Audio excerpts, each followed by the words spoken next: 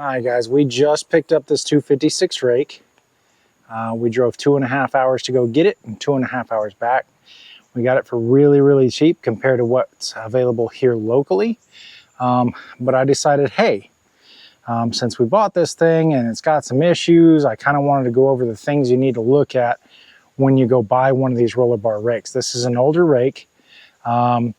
It is the lower serial number range, and you can tell that actually without even looking at it, just by looking at this here, because this isn't a solid plate basically. This is an older 256. All right, so and I'm fixing to get rained out, I'm pretty sure.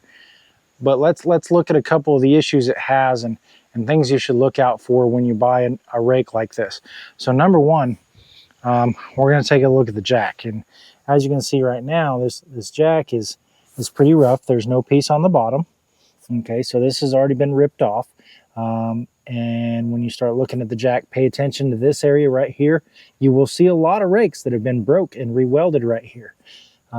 Not ideal, but honestly, it happens to a lot of them. They hit something, they rip the whole tongue off.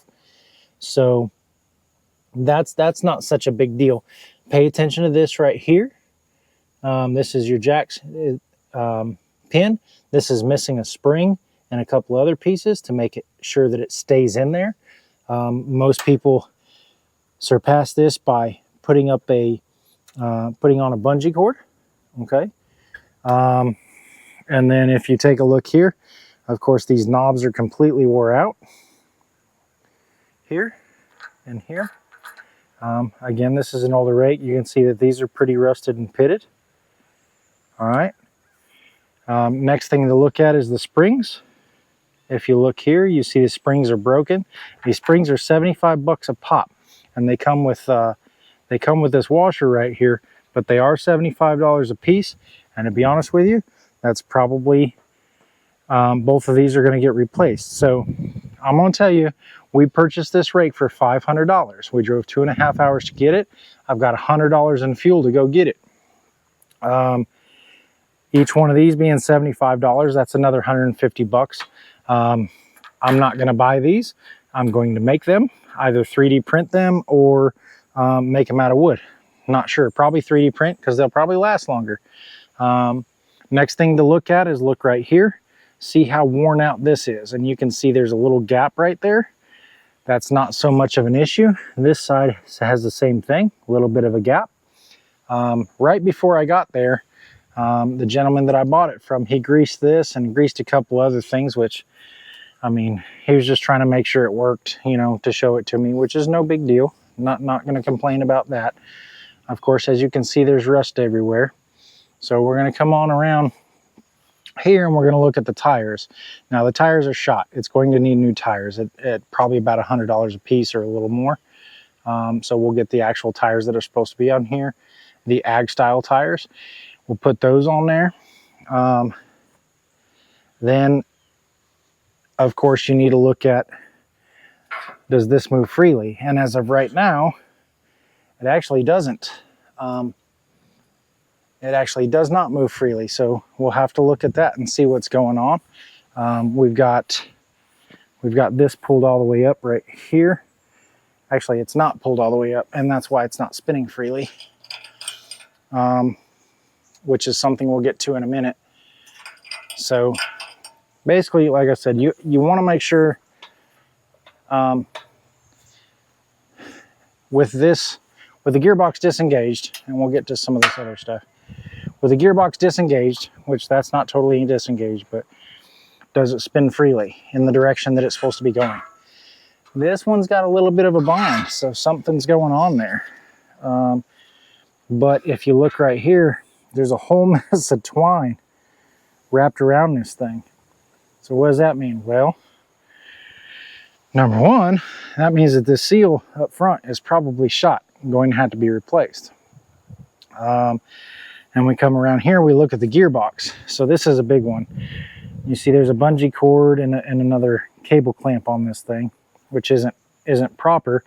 But this right here, see how it kind of springs back? But if we go take this off, if we go take this piece off, which actually engages the gearbox, it doesn't spring far enough. So see this needs to kick way back here, and it doesn't. There's a little bit of a spring, but not enough. So it doesn't engage really, really well. So there's something going on with that spring that's inside here, and I can tell you most likely that spring is broken, which means it's probably gotten into the gears, which we'll find out more when we tear this apart. Okay, so what else do we look at on the gearbox? We look at this right here. And you see all this oil and all this grease buildup right here. This gearbox has been leaking for quite some time. The gentleman that I bought it from, of course, he tried to put some fluid in it right before we got there, and I mean, it leaked out and made a mess on the trailer, all that good stuff. But these don't take normal 80-90 gear oil. They take a thicker oil. You see it in my other videos, Shell Gaddis. There's a couple other things it's called. But that's what it takes there. So we're going to have to probably replace all the bearings in here. Hopefully none of the gears, but we'll figure that out later. We had to come back to tell you one more thing. So the other thing you need to look at is your drive shaft.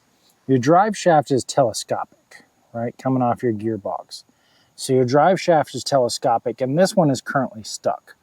So it's there and it works. You can see it's not really worn out. So, you know, turning back and forth, that's okay. If you got a lot of slop right here and you can see this rotate and this not, then that's an issue. Not a huge issue, because you can get a new one. A&I Product sells aftermarket one. But this piece right here should actually slide up and down as well. And right now, it's pretty well stuck. So make sure you look at that as well. Again, going back, you need to look at all this right here. Make sure this is okay. Wiggle your U-joints here on both sides. Make sure there's not a bunch of slop in those. Each one of those things is going to change the value of this thing. So it's a good idea to look at a parts list and kind of break down how much some of this stuff costs. I have replaced these on another rake, but I don't remember how much they cost. So I did have to come back and put that in here after watching the video. I realized I missed this, but make sure you check, and that's actually kind of normal. Make sure you check these yokes and the spider gears that are in the middle. Make sure that they're okay. Make sure that drive shaft is okay. Each one of those, like I said, is going to change the overall value of your rake. So on back to the regularly scheduled program. So another thing to look at, like we said, with this trying to rotate freely, is we're definitely catching somewhere, right? And you can hear it clicking right now because the wheels aren't moving. And you saw that engage. But this is pretty tight, so something's bound up. You want to look at the star for the basket, right? And make sure it's not all bent up. Just stand back and look at it from the side like this, and make sure that all your points pretty much line up, okay? While you're doing this, you can kind of feel the bearings that are in here and see if they're going to need to be replaced. If you need to replace all these bearings in this, it's probably going to be a little bit costly. All right, so we've got the gearbox, we've got the jack, we've got the basket turning freely. The other thing to look at, and this is a big one, is these pieces right here. This is where the weight of the entire basket rests, is on this right here. So, that being said, if you look at these, they are very, very worn out. You can see, if you look, this whole piece is sitting like this. It's at an angle. It should not be. It should be straight up and down with this piece, and it's not. This is out at an angle, and then if you actually look right here, you can see it's starting to wear through this housing on this piece. These pieces right here are $195. So they're expensive. That's $400 if it's happening on both sides. This little piece right here where you see all this wear, see the big gap? This little piece that's angled like this is $82. This piece, which is, I mean, a piece of 3/8 steel, bent. Am I going to pay that? No, I'm not. I'm going to make another one. So again, looking on this side right here, you see it's got a little bit of wear. It's really not that much of an issue. I believe this whole bracket right here with that pin in it is about $100. Again, I could probably make it for less than that. Probably not going to, probably just buy it. All right. Same thing over here. Check your wear there and check your wear there. The other thing you need to check is you need to check and make sure the wheel dogs are actually working. If we were to move this one, and unfortunately I can't right now, I've got a storm coming and I'm trying to rush through this, but you want to engage the gearbox, right? Because we have a spring issue right now. We can engage the gearbox, and I have done that with a bungee cord, basically wrapping it around so that it'll pull it back. The basket does spin, but there's a pause in it, which tells me there's a problem with the dogs down in the bottom and the wheels. So that's something I'm going to have to look at.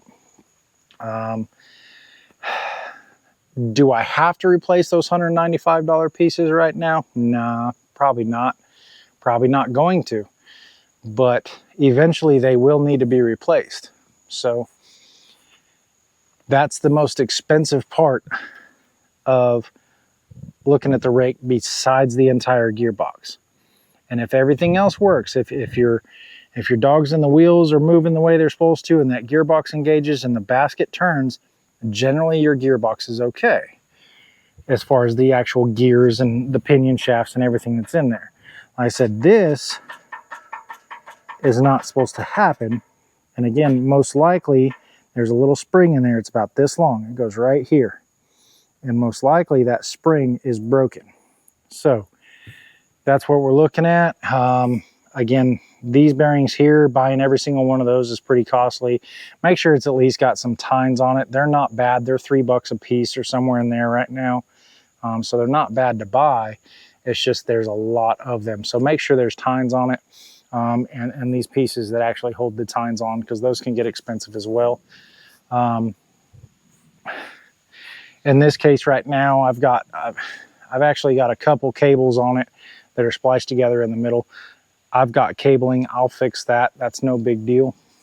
And I've actually got bearings for the gearbox as well from my previous repairs on the other 256 rakes I got. Like I said, I just want to take a minute and go over a couple things. Oh, there's one more thing. So this piece right here, you can raise and lower the rake. If you look at mine, it's like a banana. That's not supposed to be like that. You're supposed to be able to raise and lower this. And what this does in combination with your lifts here is it keeps you from making that rope windrow, where as soon as you start the windrow, it sucks half of it in there. So between this and this up here, when you adjust that, it helps that. So this is going to have to be straightened. I'm not going to be able to deal with that being like that, but we'll straighten that out and we'll fix that. So anyway, those are the major things to look for when you're looking at one of these 256 rakes. This one does need some work.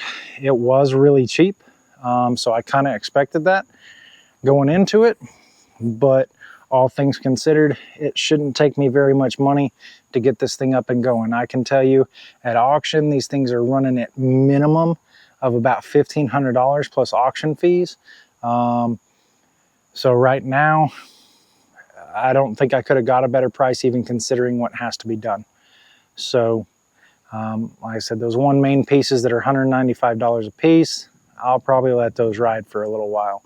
But eventually they will have to be replaced. But as of right now, I can probably have this thing up and running for, let's see, there's 150. The spring that's in there is $20.